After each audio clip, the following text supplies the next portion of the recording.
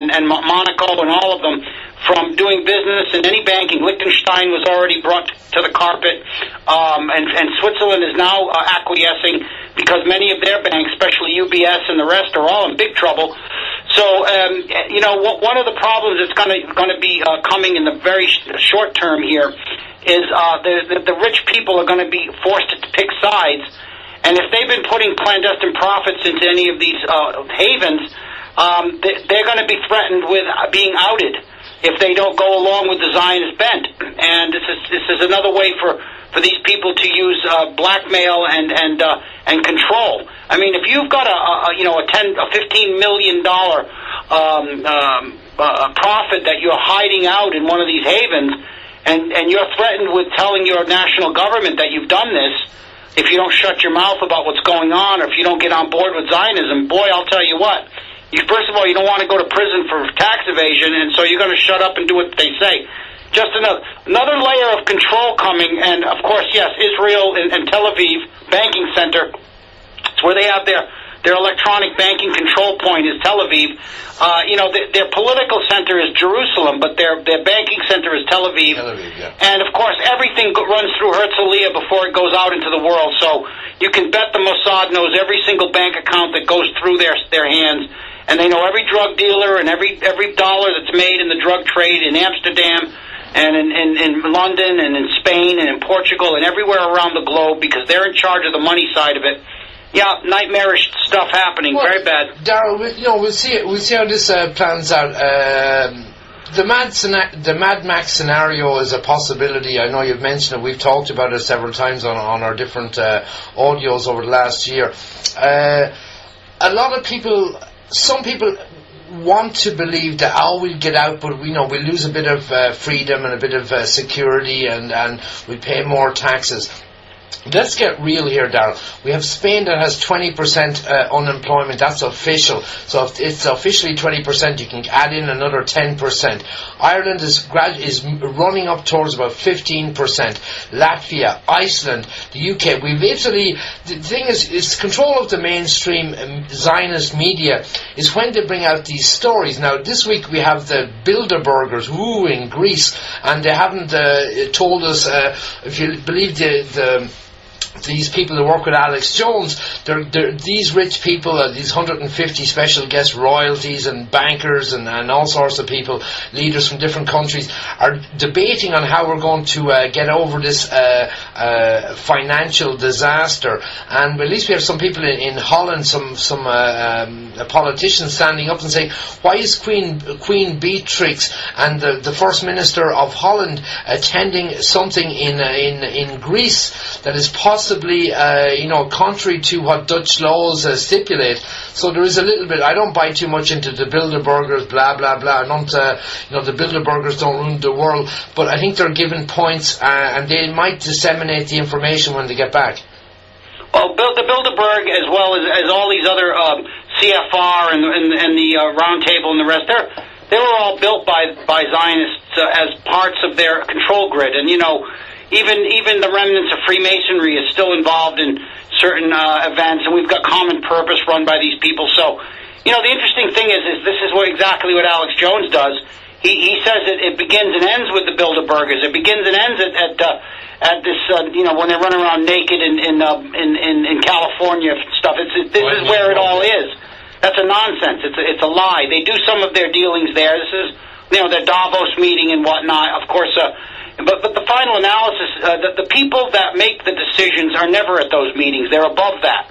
Well, there's a level above that. Darryl, I posted a video on YouTube there, maybe 6 or 8, or maybe a bit longer. YouTube.com/Radio Ognir. RODIOOGNIR, and it's one where you have a very famous. I'm not going to give his name. You can go and look it on my YouTube channel. And he's talking about Bohemian Grove. Now, I got this from an AJ documentary, and this guy said, well, I'm Jewish. I just go to Bohemian Grove just to Jew it up a bit. And they're not my words, Darryl. That's what this Jewish, well-known actor says, that Bohemian Grove is nonsense. But, Alex Jones and his bullshit over the last couple of years. He snuck into Bohemian Grove and, all this nonsense. And look where we are now. All the people that bought into that nonsense 5 years ago or 4 years ago, whenever it was, look where we are now, on the precipice of absolute financial Armageddon, and these people own all the hard assets. They do, and there are a few more gemstones being sucked up right now. General Motors is being dismantled. Chrysler is being dismantled. Manufacturing worldwide, if you've got a quality infrastructure, you're being bought on pennies on the dollar. Same criminals are doing the sucking up of those assets as that stole Alstom about 5 years ago. Absolutely, at the end of this, we're going to see no private businesses being held or controlled by non-Zionists. The Zionists are going to control them all. And the fact is, Alex Jones claiming that he was snuck in there. It's just like he claimed he had that argument with Rothschild on his show. That was the biggest put on I've ever heard. It was a fraud. These guys choreographed that argument. He's over there. I know you, Rothschild. I mean, it was such a fraud. The whole thing was a fraud, and it was theater put on for the gullible imbeciles that listen to Alex Jones. And what shocks me is that a majority of his listeners bought the thing hook, line, and sinker. I mean, I knew he was bad long before that even came on, but that was just like icing on the cake. But we've got other people out there doing their own brand of obfuscating. Let's go to the other big guy on the block who puts a lot of interesting stuff on his site, and then marries it with Dark Side of the Moon stuff and Bigfoot and Sasquatch and crop circles and alien visitations, and I had my brain removed by an alien visitor, and come on, Jeff Rense is mixing absolute nonsense drivel with facts, and you have to wonder, is that not to make us out to all look like nutters? And what kind of truth teller is this clown when half the writers he's got on his site are suspect? We got this guy, Carl Schwartz.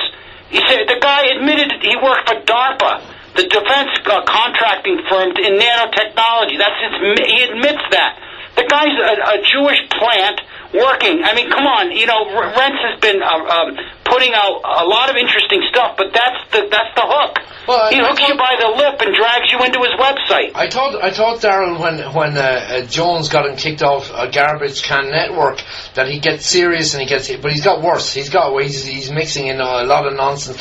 He's seen the power of the Zionists behind Alex Jones, and I think he's afraid.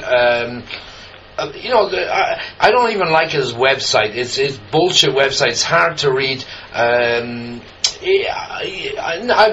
looking at it more in recent times, but it's going back to Bigfoot and Sasquatch and all this nonsense. Just before everyone loses their home and goes into slavery forever, you won't be worrying about Bigfoot. Well, yeah, Darryl, I'd just like to say, I know we can get on to Rivero and Piper and all of these people, which I have my own individual thoughts about these people. But it's not about them. It's not about you or me. The world is being taken down in strides at the moment. We're really, really not doing very well. When you're unemployed and the government is giving you a handout, and all of a sudden the average age starts to drop, and you're not getting enough nutrition and vitamin D and all the other stuff, Darryl, it's going to be too late. So the problem Darryl has, and the problem I have with certain of these people is, let's get to the basics now. We don't have time for Bigfoot and all this other bullshit. We have the world collapsing, and these people are still, riding around on their yachts, and we don't know where. They're in Greece or they're in Monte Carlo. I've been to Monte Carlo several times go to do a couple of jobs for a company there a couple of years ago, and you walk around Monaco. There's no income tax there.